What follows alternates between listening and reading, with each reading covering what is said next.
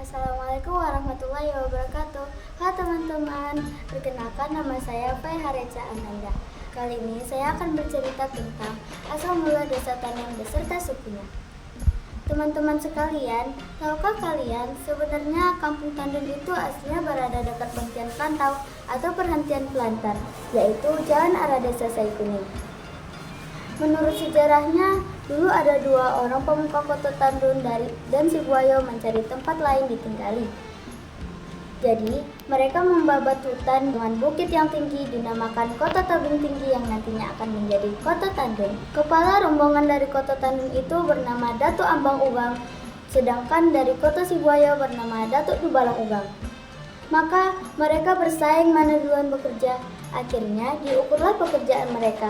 Ternyata Datuk Dubalang Ugang lebih luas. Maka Datuk Ambang Ugang langsung memanggil abang kepada Datuk Dubalang Ugang. Saat membuka kampung, Datuk Dubalang Ugang kena penyakit gatal-gatal, sedangkan Datuk Ambang Ugang tidak apa-apa. Maka datanglah orang yang sudah tua menjelaskan, "Wahai Datuk, sesungguhnya orang yang mendapat gatal-gatal itu sesungguhnya dari suku Caniago, dan yang tidak gatal-gatal itu adalah suku Piliang asal Minangkabau." Karena semakin penduduk, timbullah niat dari dua orang datuk tersebut untuk meminta hutan kepada Raja Gazip Siak. Jadi, berangkatlah kedua datuk tersebut menemui Raja Gazip Siak dengan membawa persembahan. Tetapi sayang, saat di Sungai Siak, kapal mereka karam dan persembahan itu pun tenggelam. Namun, mereka tetap melanjutkan perjalanan mereka. Ketika sampai, Raja pun bertanya, "Apa tujuan dan maksud Datuk datang ke sini?"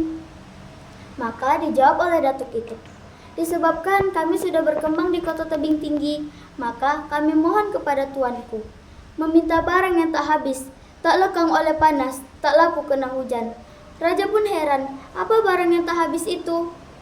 Raja menganggukkan pertanyaan datuk tersebut selama 7 hari dan meminta hulu balang makna dari kata tersebut. Namun, tak disangka, yang dapat mengartikan kata tersebut adalah seorang anak kecil yang sedang bermain. Dihadapkanlah anak kecil tersebut ke hadapan raja. Anak tersebut berkata, "Wahai tuanku, barang yang tak habis, tak lekang oleh panas, tak lapu kena hujan adalah hutan, tanah, dan air." Maka raja memanggil kedua datuk itu dan memberikan hak kuasa mulai dari Muara Kandis ke timur berbatas ke Bukit Suligi sebelah barat, ke utara berbatas dengan Bukit Langga, dan ke selatan dengan semua air yang bermuara ke Sungai Tapung. Dan disitulah raja memberikan nama Tandun lagi dengan nama Tandun Siak Hulu. Raja memberi pula sebagai pusaka negeri yaitu satu perisai dengan nama cermin Cina dan satu parang dengan nama Sambai. Lalu pusaka negeri ini tersimpan di rumah Soko suku Caniago, Datuk Majo Besar Tandun. Karena tanah sudah dapat, maka tinggal mencari hakim agar dapat memutuskan perkara. Maka disitulah Datuk Dubalang Ugang menuju ke Kerajaan Muara Takus. Sang raja pun memberikan seorang hakim perempuan untuk dibawa menuju Tandun. Sayangnya di tengah perjalanan perempuan tersebut meninggal, sehingga utusan kembali ke Raja Muara Takus. Beruntungnya sang raja mengabulkan lagi permintaan datuk tersebut dengan mengirimkan adik kandungnya yang bernama Putri Embun Sari Mani atau disebut dengan Putri Embun Sari Manis.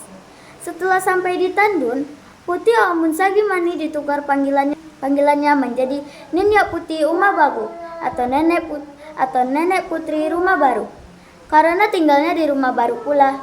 Nama aslinya Putri Sari Banun dan Ninyak Bajanggi.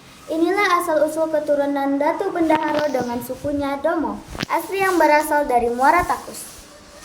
Dengan demikian, terbuka pula jalan dari daerah Kampar menuju Tapung dan banyak pula orang yang berpindah ke Kampung Tandun.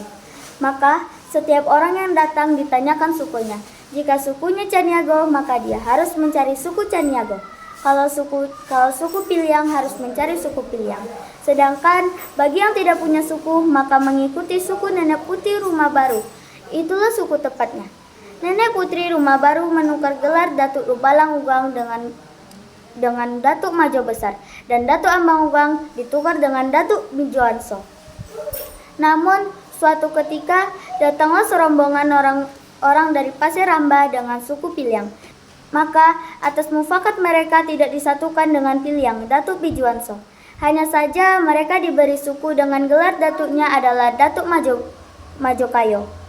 Sementara yang terakhir datang rombongan dari Kubang Buayo dengan sukunya Melayu.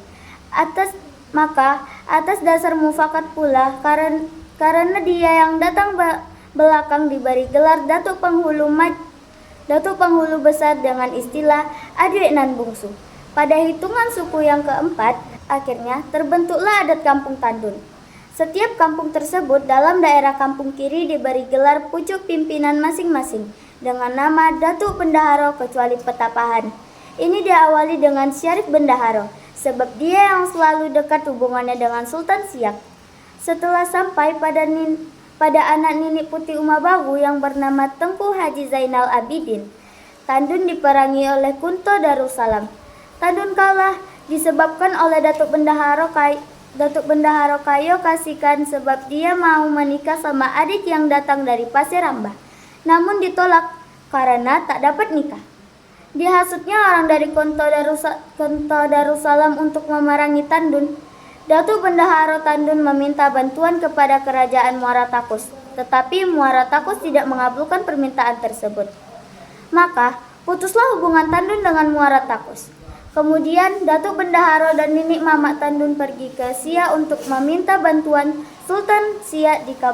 Dikabulkanlah dengan syarat Tandun harus mengikuti adat istiadat dan peraturan Sultan atau Raja. Raja Siak mengirim Serdadu Putih untuk memerangi Kunto Darussalam, yang akhirnya Kunto Darussalam pun dapat dikalahkan. Sesuai peperangan, Datuk Bendaharo dan Ninik Mamak dipanggil oleh Sultan Siak untuk memenuhi perjanjian. Dalam hal ini diwakili oleh Datuk Bendaharo, maka Sultan memberikan hak dan kewajiban kepada Datuk Bendaharo Tandun setelah putus hubungan dengan Muara Takus. Datuk Bendaharo tetap sebagai pemimpin dalam adat istiadat desa Tandun. Jika adat tua akan disembah, junjung nan dipanje. Datuk Bendaharo memakai rumah pribadinya sebagai istana dan saung punya atau yang dituakan di suku adalah istrinya, dan pakaian Datuk Bendaharo dan istrinya adalah warna kuning yang menyerupai raja-raja atau kesultanan Siak. Sedangkan pelaksanaannya di rumah Datuk Bendaharo adalah semua suku di desa Tandun. Di sini tergambar bahwa adat di Tandun memakai dua aturan.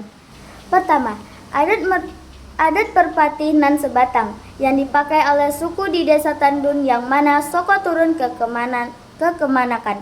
Sedangkan yang kedua adalah Datuk Bendaharo Tandun memakai adat ketumanggungan yang mana suku turun kepada anak laki-laki. Begitulah Tandun menjadi suatu daerah yang lengkap dengan menjunjung tinggi sukunya. Inilah cerita asal-usul desa Tandun dan sukunya. Terima kasih. Assalamualaikum warahmatullahi wabarakatuh. Adapun hikmah yang dapat diambil dari cerita ini adalah selalu menepati janji dan menjunjung tinggi persatuan walaupun berbeda suku. Inilah cerita asal-usul desa Tandun dan sukunya. Terima kasih. Assalamualaikum warahmatullahi wabarakatuh.